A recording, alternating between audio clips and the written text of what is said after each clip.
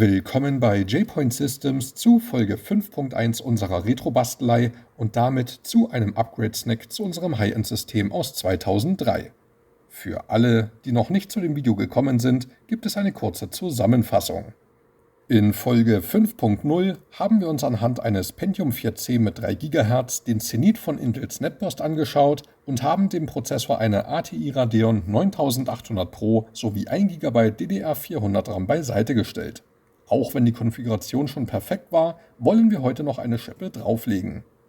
Wir springen heute ein gutes halbes Jahr nach vorne, bleiben aber innerhalb des Jahres 2003. Fast. Die Grafikkarte war Stein des Anstoßes, weshalb wir ausnahmsweise damit anfangen.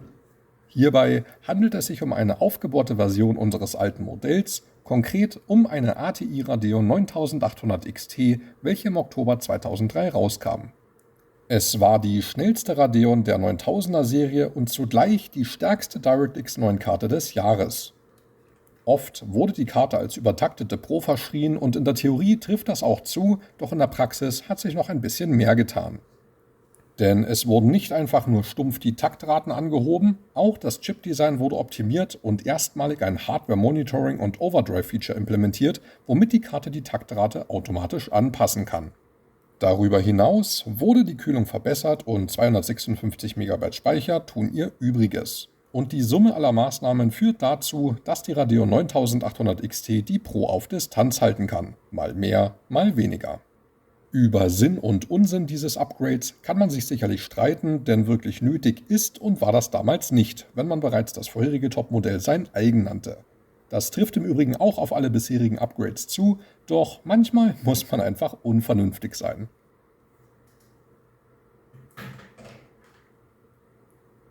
Unser Grafikbrett braucht natürlich einen passenden Spielgefährten. Normalerweise wäre hier ein Pentium 4C mit 3,2 GHz angemessen und zeitlich am nächsten dran, allerdings habe ich die Gunst der Stunde genutzt und greife stattdessen auf den letzten und schnellsten Northwood-Prozessor zurück, den es je gab und damit auf die wohl beste CPU für den Sockel 478. Unser Pentium 4C mit der Spec-Nummer SL793 taktet mit 3,4 GHz und erschien am 2. Februar 2004, exakt einen Tag nachdem Intel die neuen Prescott-Prozessoren auf den Markt losgelassen hat. Warum einen Tag später? Weil der Northwood aufgrund der kürzeren Pipeline durchweg schneller war und den neuen Prescott sonst die Show gestohlen hätte. Zwar liegen unsere Hauptkomponenten nun 4 Monate auseinander und wir schrammen mit unserem Herzstück knapp am Jahr 2003 vorbei, aber ich glaube, das kann man in Anbetracht der Exklusivität der CPU verschmerzen. Dann mache ich mich mal ans Werk.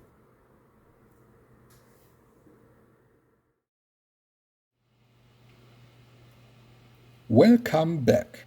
Das Upgrade ist vollzogen und wie es ausschaut, bleiben wir überraschenderweise doch im Jahr 2003. Ich dachte eigentlich, dass wir das mit unserem Prozessor knapp verfehlen. Geht man vom Release-Datum aus, dann stimmt das auch, aber die Batchnummer erzählt eine andere Geschichte. L344B150 verrät uns, dass die CPU in der 44. Kalenderwoche des Jahres 2003 in Malaysia gefertigt wurde und aus dieser Perspektive bleiben wir nicht nur im Jahr 2003, sondern erreichen eine zeitlich nahezu perfekte Harmonie zwischen CPU und Grafikkarte, die kaum stimmiger sein könnte. Dann melden wir uns mal wieder an.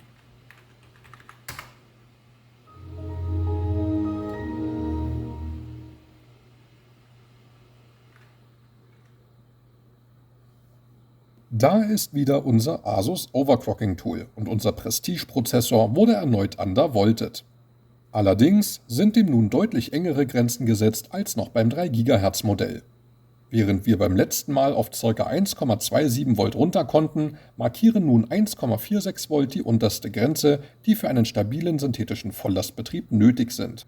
Diesen Effekt nennt man Voltage Scaling und er zeigt deutlich, dass Intel mit dem Northwood nach 2 Jahren die Grenzen der 130 Nanometer Fertigung ausgereizt hatte. Genug der Theorie und dann ist es wieder an der Zeit, die Zahlen sprechen zu lassen. Also ab in die Benchmark-Ergebnisse und wir beginnen mit dem 3D-Mark 2001.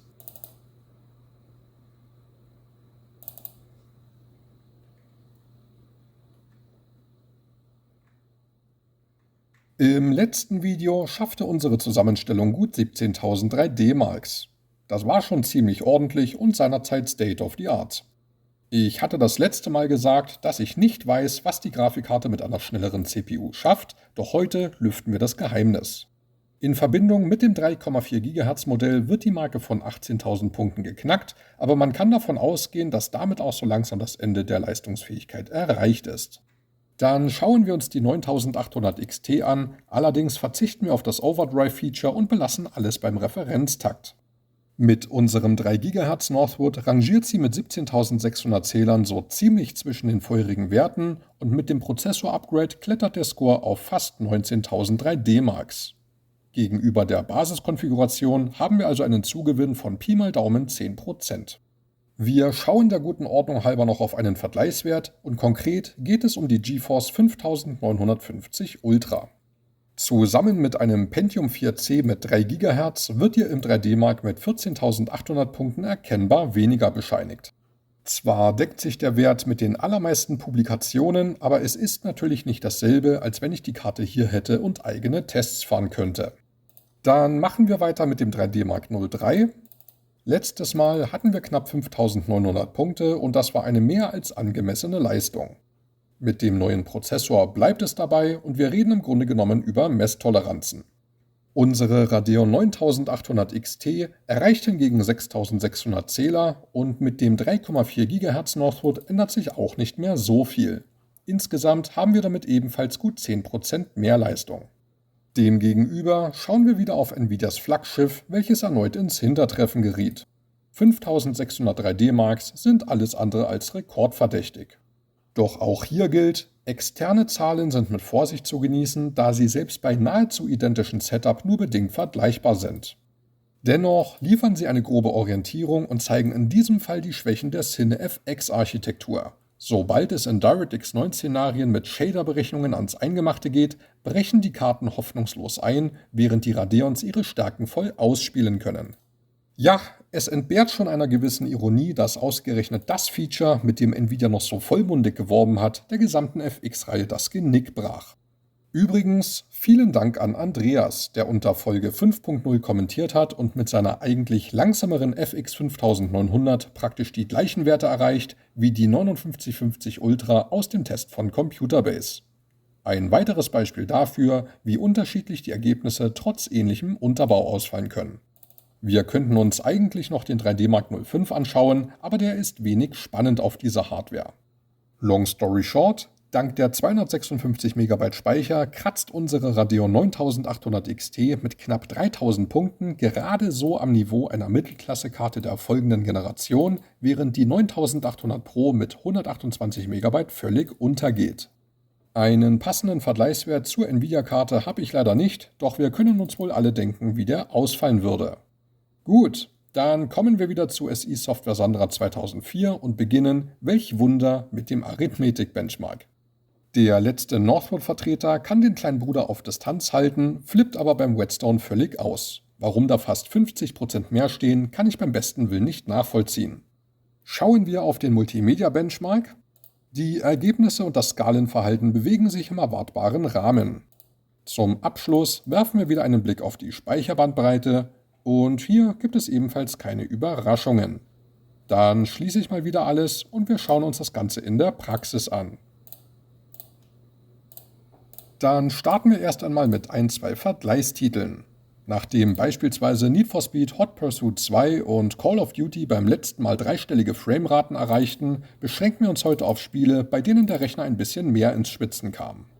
Den Anfang macht Mafia und wir schauen vorab in die Optionen.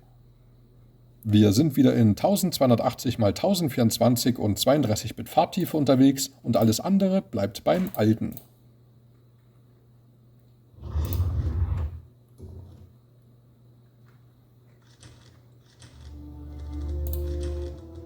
Die Ingame-Optionen sind ebenfalls auf Anschlag. Und dann fahren wir nochmal die gleiche Szene und stellen unser Upgrade auf die Probe.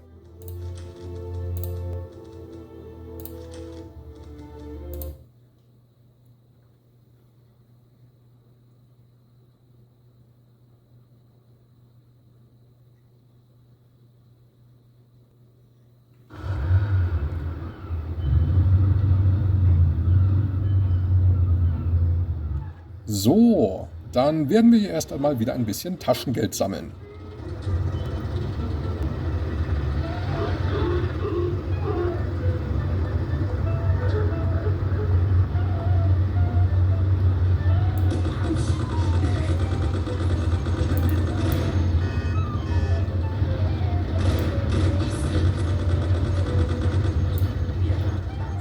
Und weiter geht's.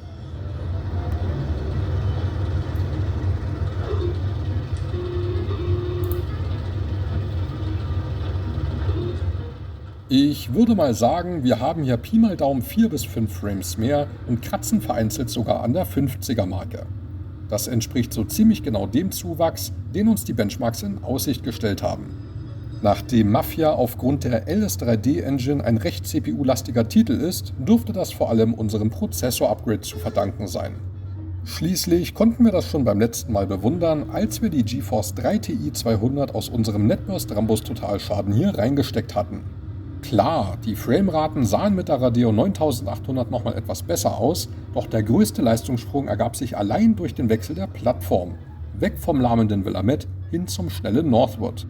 Und heute haben wir mit unserem 3,4 GHz Modell meiner Meinung nach nicht nur die Endstufe für den Sockel 478 erreicht, sondern auch das letzte große Meisterwerk der Pentium 4 Geschichte, bevor es mit dem Nachfolger Prescott bergab ging und AMD mit der Hammer-Architektur seinen Siegeszug antrat.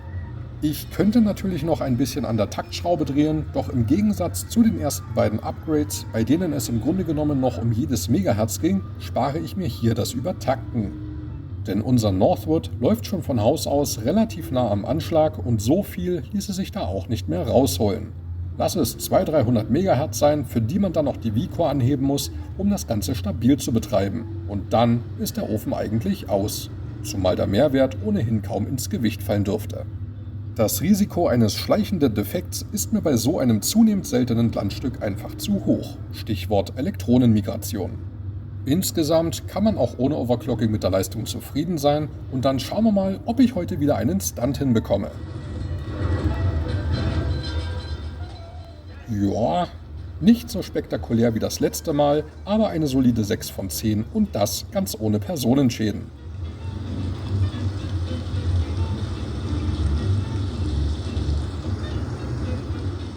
Gut, schaut schön aus und dann beenden wir das mal wieder.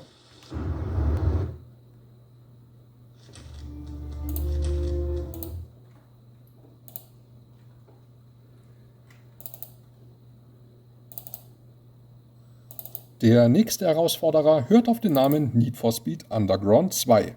Und dann legen wir mal geschwind das Image ein.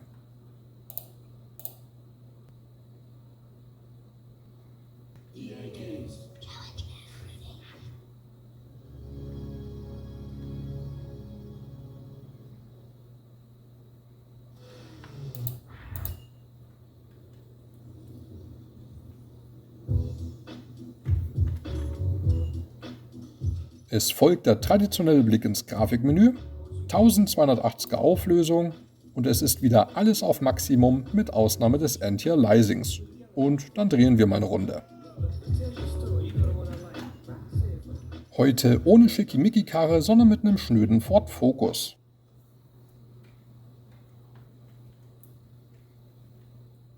Dann schauen wir mal, was das Spiel von unserem Upgrade so hält.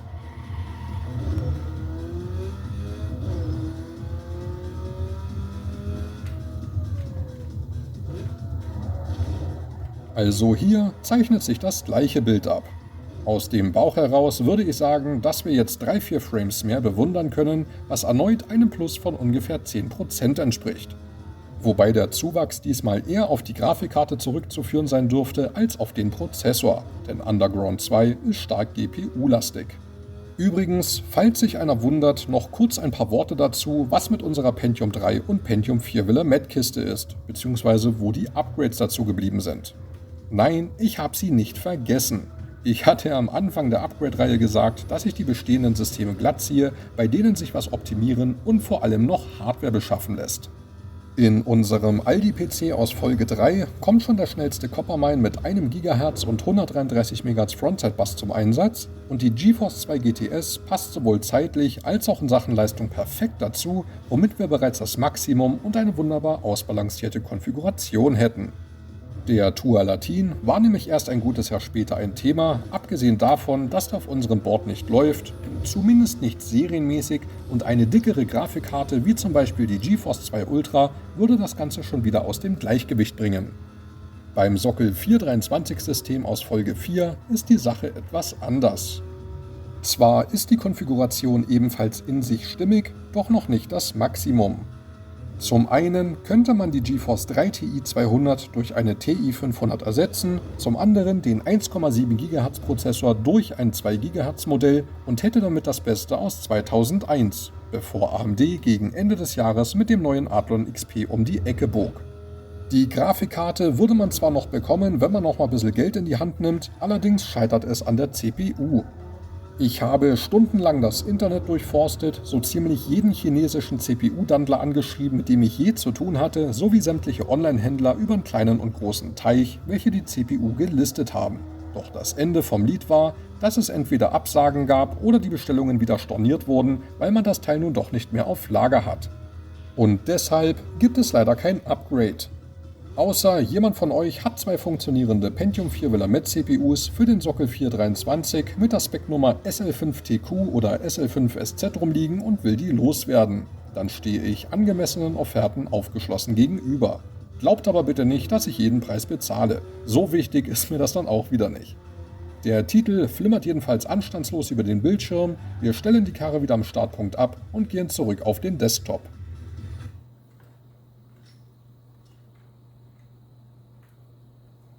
Passend zur Hardware habe ich auch die Spielauswahl glatt gezogen, weshalb wir nun zu einem Titel kommen, der zeitlich perfekt zu unserem PC passt. Far Cry erschien im März 2004 und gilt streng genommen als technischer Vorläufer jener Engine, die später mit Crysis Geschichte schrieb.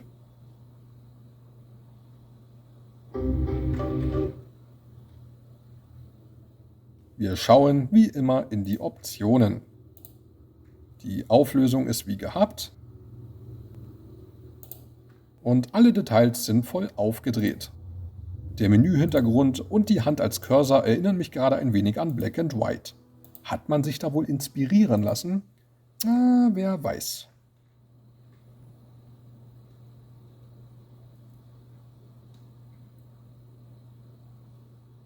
Ach stimmt, das lädt ja jetzt erst einmal Ewigkeiten.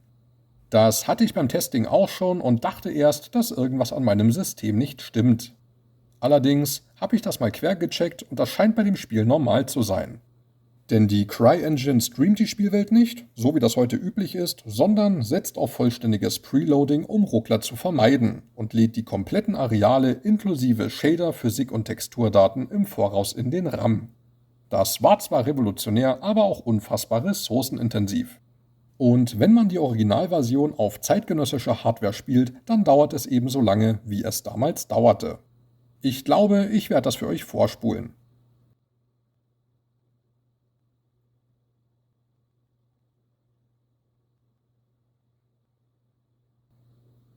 Es ist geschafft und dann wollen wir mal.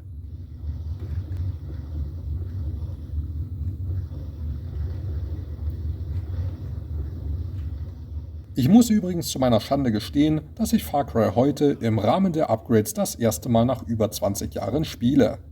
Denn mit Ausnahme von Far Cry Primal, welches ich damals hoch und runter gesuchtet habe, ist die komplette Serie an mir vorbeigegangen. Dabei setzte der erste Teil seinerzeit neue Maßstäbe. Während die meisten Shooter bis dahin auf Schlauchlevels bauten, verfolgte man bei Far Cry einen ungewöhnlich offenen Designansatz. Zwar war das keine echte Open World in dem Sinne, allerdings verabschiedete man sich von strikt linearen Levelstrukturen und bot eine weitläufige Spielwelt mit entsprechenden Freiheiten. Auch die Logik der KI-Gegner wurde auf ein neues Niveau gehoben. Denn oft waren die Bots strunzdämlich und das Verhalten berechenbar, doch jetzt reagieren sie dynamisch auf Ereignisse. Das gab es vorher zwar auch schon vereinzelt, aber nicht in dieser Komplexität. Der größte Wow-Faktor war natürlich die herausragende Grafik. Man entfachte ein Shader-Feuerwerk, das seinesgleichen suchte, konnte erstmals kilometerweit in die Ferne blicken und das Wasser sowie die Vegetation waren nicht länger bloße Kulisse, sondern erstmals interaktive Spielelemente mit taktischem Einfluss. Und das in einer Qualität, die man so vorher nicht kannte. Das Ganze kostete freilich Rechenleistung und dementsprechend sportlich fielen die Systemanforderungen aus, was selbst High-End-Systeme ins Schwitzen brachte. Unsere Luxuskiste kredenzt uns im Moment um die 40 Frames und das ist in Anbetracht der voll aufgerissenen Einstellungen völlig in Ordnung. Mit der vorherigen Konfiguration hatte ich in dieser Szene abseits der Aufnahme etwas über 30 FPS, womit wir wieder im typischen Bereich landen, den wir vorhin auch schon beobachten konnten. Ja, der Kollege blutet fröhlich vor sich hin und auf der anderen Seite Postkartenromantik im Tropenformat. Und dann beenden wir das mal wieder.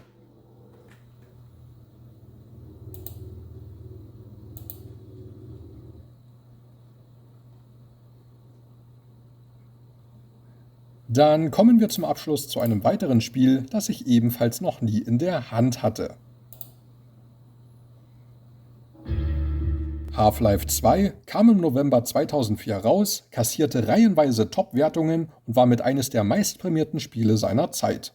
Mit über 3 Dutzend Game of the Year Awards war der Titel ein Schwergewicht, das bis heute vielen Spielern im Gedächtnis geblieben ist.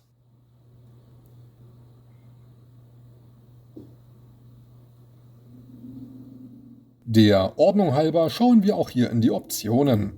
1280 x 1024 und alle Regler auf Hoch. Und das ist für unser System sogar recommended.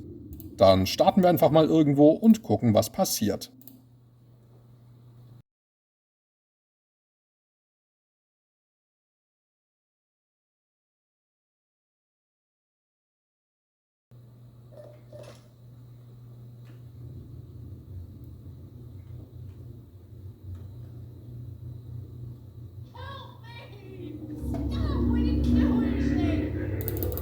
Hinfort mit dir!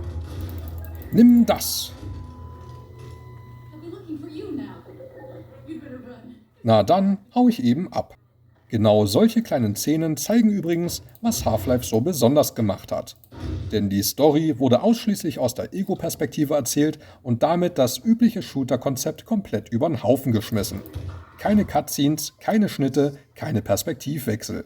Die Handlung entfaltet sich direkt im Spielgeschehen und das war damals absolut neu. Absolut neu war übrigens auch der Steam-Zwang. Bei Half-Life 2 war eine Internetverbindung und die Aktivierung über die Steam-Plattform verpflichtend, völlig unabhängig davon, ob man sich das Spiel heruntergeladen oder die DVD im Handel gekauft hat. Heute ist das völlig normal, doch damals sorgte das für einen handfesten Skandal. Und dass der Titel auf unserer Kiste hier läuft, haben wir einer kreativen Bypasslösung zu verdanken. Und jetzt stehe ich hier und habe keine Ahnung, was ich tun soll. Seht es mir bitte nach, wenn ich mich gerade wie ein Trottel anstelle, aber das ist heute mein erstes Mal.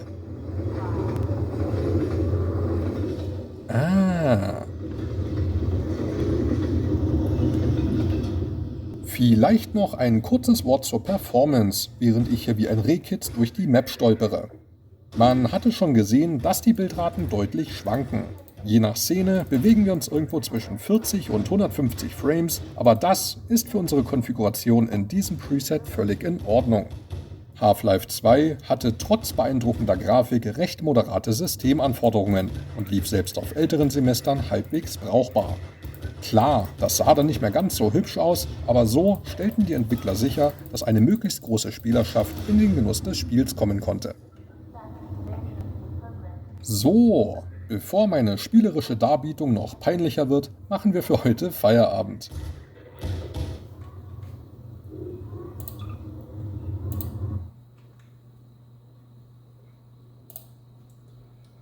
Damit sind wir schon am Ende unseres Upgrade-Snacks angekommen und ich hatte meinen Spaß daran, hier nochmal rumzubasteln.